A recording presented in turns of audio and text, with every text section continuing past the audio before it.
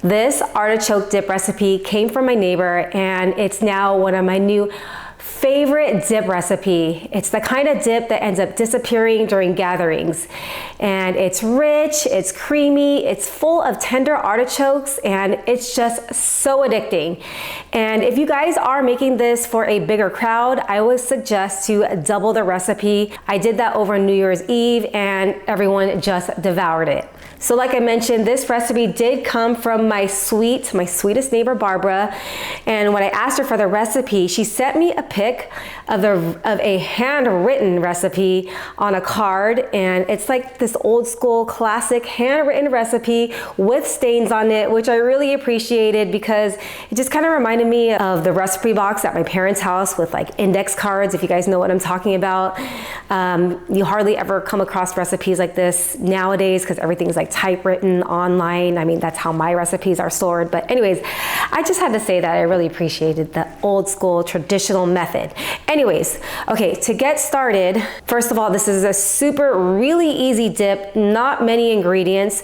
We're going to start off by adding 1 cup of mayo to the bowl.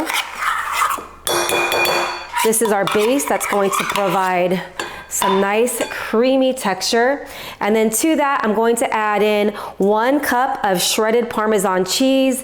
I had to add that in the index card, it did say to shred your own cheese, but I am taking a shortcut and I'm using pre-shredded cheese to make my life easier, but it did come out just as good. Oh, I forgot to tell you guys, the recipe card did say from the kitchen of Linda Cook. So I don't know if this is Barbara's original recipe because it says Linda Cook on here, but anyways, thank you, Linda, for this recipe.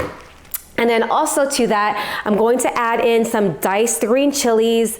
My neighbor Barbara also told me that she uses whole canned chilies, and then she diced them up. But I went ahead and took another shortcut and just used the diced chilies. So you can go either way. You can get the whole chilies, dice them up, or just take the shortcut like I did, and then get the one that's already diced. All right, and then one of the last ingredients is you're going to need some canned artichokes. This is called artichoke dip. So I went ahead and drained them and then give it a rough chop, and then go ahead and add that to the, I'm just gonna use my hands here, sorry guys. Add that to the party, but also not on the recipe, but I'm going to add a little bit of fresh cracked pepper because why not? All right, let's go ahead and give everything a good mix. I'm telling you, this dip is so delicious. During New Year's Eve, we just kind of plopped it in the middle of the table and everyone just could not stop eating it. They were just raving and complimenting me on how delicious this was. All right, so everything is nice and combined. So I'll go ahead and transfer everything to a baking dish. All right, so I've got my baking dish here and I'm going to just spread everything all over evenly. All right, just give everything a good spread. All right, so we're going to get this into a 350-degree oven, and they'll bake it for about 20 minutes until the cheese is nice and melted.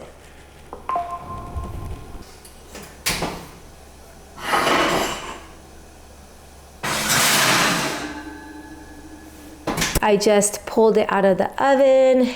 It is hot and sizzling, but there you guys have it, artichoke dip. And I'm gonna serve it with some potato chips and some pita chips.